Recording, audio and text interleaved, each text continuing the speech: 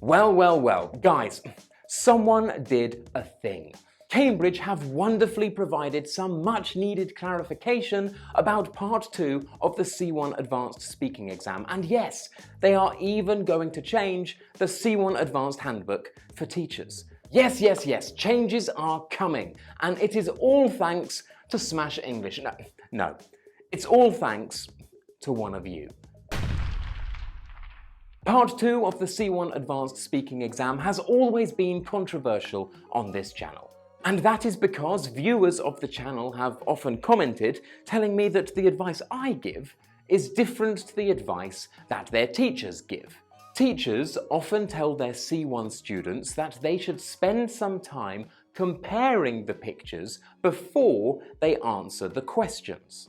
My advice, on the other hand, has always been to immediately start answering the questions. Now, I made a video directly addressing this topic recently.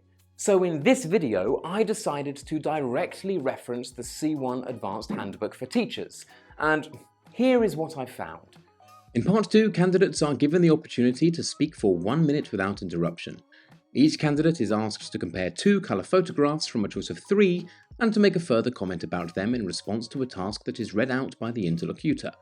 A prompt is given to the candidates in the form of a direct question. This is written above the photographs. Candidates are expected to point out similarities and differences between the photographs and then move on to deal with the question, answering it with reference to both photographs. Yeah, the handbook clearly states that students should spend some time discussing the similarities and differences between the pictures. However, the handbook also states that candidates should answer the question. And I thought that this was really strange, because part 2 of the C1 Advanced Speaking exam involves answering 2 questions, not 1. So then I had a suspicion. I decided to compare the C1 Advanced Handbook for Teachers with the B2 First Handbook for Teachers, and this is what I found.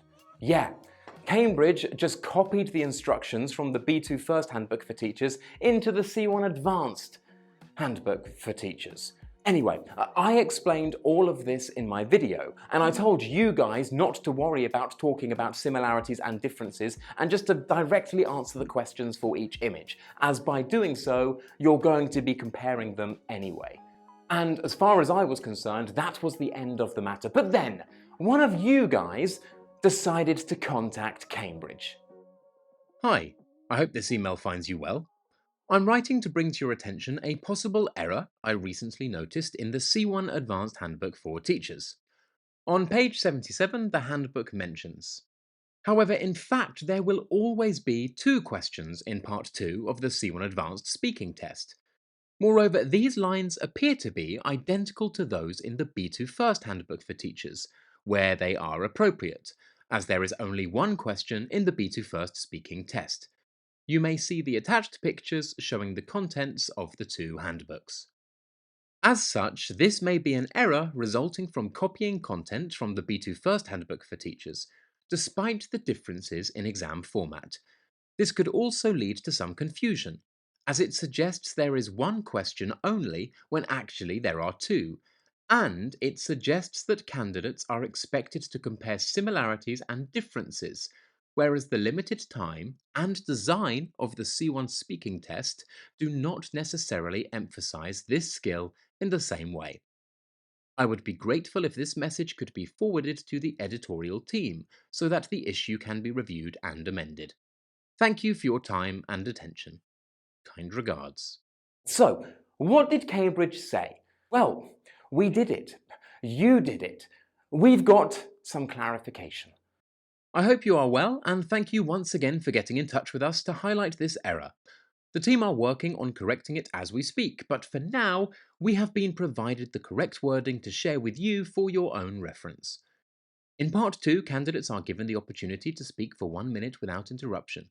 Each candidate is asked to compare 2 colour photographs from a choice of 3 and to make further comments about them in response to a task that is read out by the interlocutor. Prompts are given to the candidates in the form of 2 questions.